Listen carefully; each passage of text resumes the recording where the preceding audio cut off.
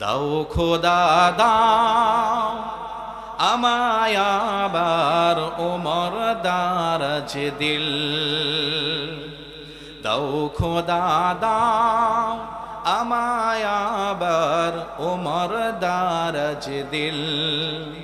দাওয়ালির মতো বীর সেনানী, আলীর মতো বীর সেনানী জগাতে নিখিল। দাও খোদা দাও আমায় আবার ওমর দারাজ দিল। হামজাকে দাও গরে গরে জীবন দিতে অকাতরে।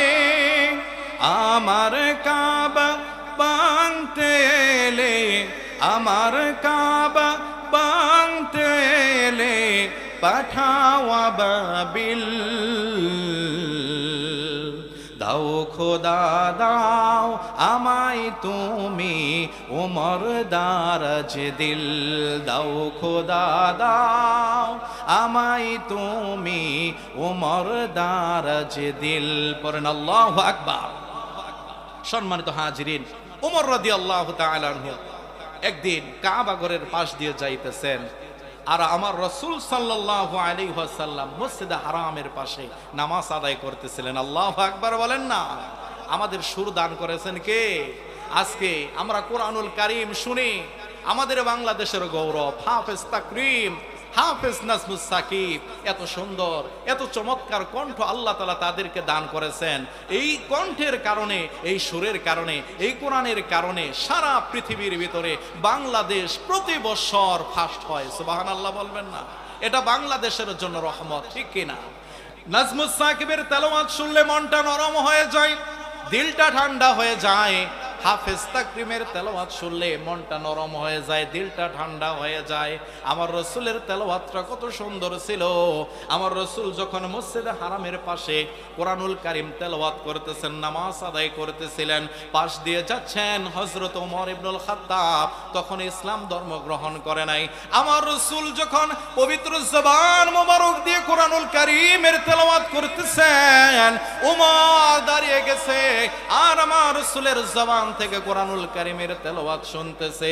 শুনতে শুনতে হযরত ওমর চিন্তা করলেন, আমার রাসূল মনে হয় কবি হয়ে গেছে।